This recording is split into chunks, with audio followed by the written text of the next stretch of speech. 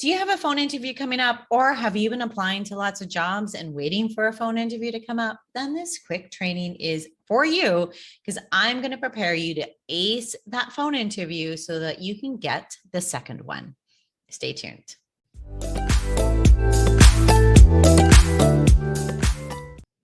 Why, hello there. My name is Sarah Curto, and I'm the career coach who takes you from hating your current situation, whether that's hating your job search, hating your career, to loving it all again, where you are valued and recognized, where you make more money, where you have the meaning you want to be making or have more meaning, where you feel fulfilled in your career.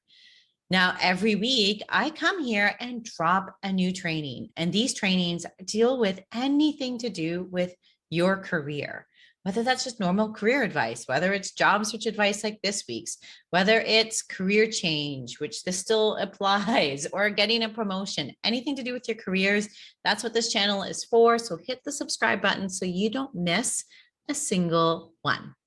Okay, let's talk about mastering and acing that phone interview. So first of all, I want to talk about what to expect. Now, this is a big one. Not all phone interviews are pre-planned. There are times when a recruiter will just pick up the phone and give you a call. And they'll ask if it's a good time now to have it, which means we need to be prepared for that. But we also need to be prepared to tell them it's not a good time.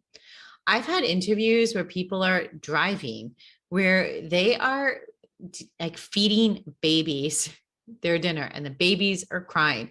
I've had all kinds of situations where we should not be having the phone interview.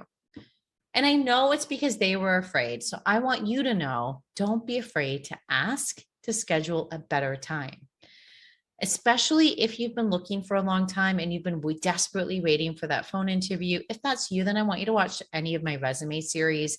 Let's fix that resume so that you can get more interviews. But you get someone on the phone and you're afraid to let them go, because what if it just disappears? Now, the thing is when you are distracted, you're not able to give it your all. And the background noises are distracting, not just to you, but to the recruiter. So they're not even giving you your undivided attention. So that results in a decreased likelihood of you getting asked to come in for a face-to-face interview. So let's not do that. Just ask for a better time. They will schedule it. Now, another thing to expect is how long it'll take. The typical telephone pre-screen usually lasts about 15 to 30 minutes, and it's a recruiter asking you questions. And there's generally two different styles of interview. The first style is a resume based, where they walk through your resume and ask about what you did at each position, or it's job specific based, meaning they're asking you questions about your experience with specific skills. They may touch base on why you applied. You always need to be prepared to discuss salary expectations, and they may also ask your availability. So how do you even prepare for these then? So even though there's two different types of phone interviews, the good news is you prepare the same way.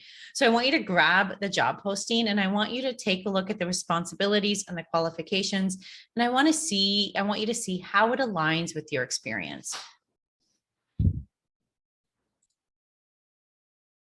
Which means I want you to take a look at each bullet point and think about a story or an example of you demonstrating that experience.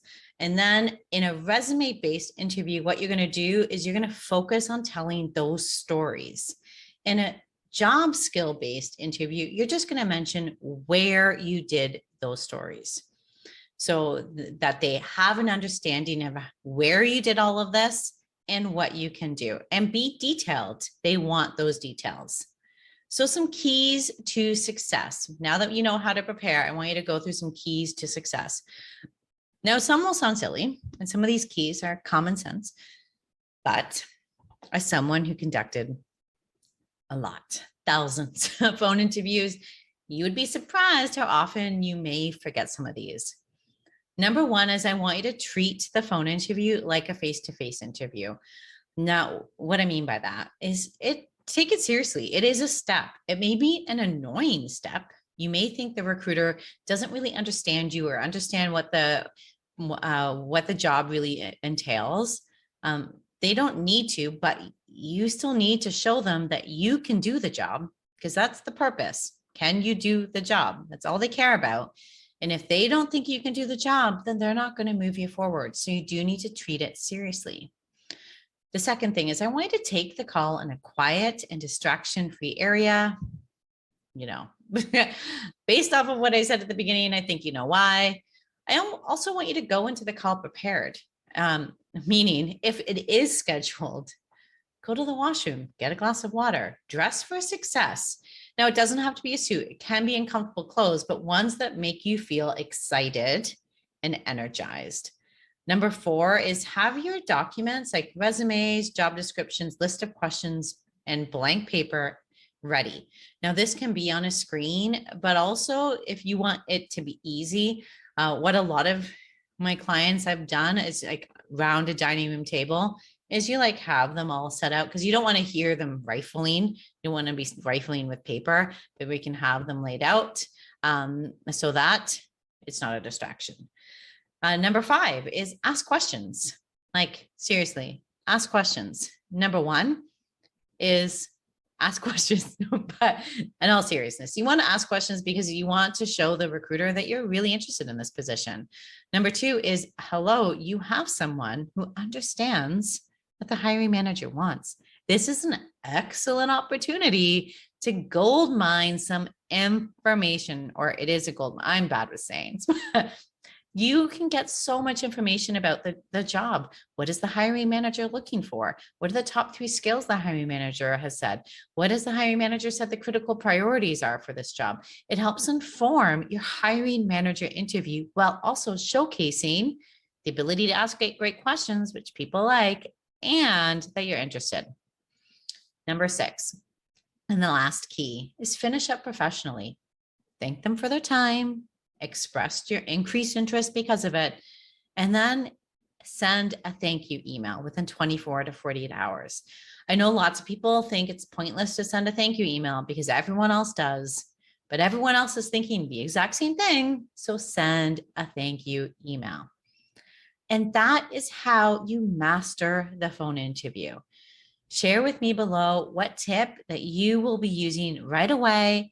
Any questions, how it's helped you when you have your next phone interview, if that's already scheduled. I can't wait to help and to hear all about it. And don't forget to subscribe so that you don't miss a training. And I'll see you here next week with another lesson. Take care. Have a great one. Bye. If this training resonated with you, then join the Career You Love Academy. It's my group coaching monthly membership program that takes unhappy workers who are unfulfilled, exhausted, and dreading their days to finding work they love, where they're finally making more money, more of an impact, while having the time and energy to truly enjoy and love their life. You can join us by going to www.sarahcurdo.ca/CYLA. Now that's a Sarah without an H. So it's www.saracurto.ca/CYLA. See you in there.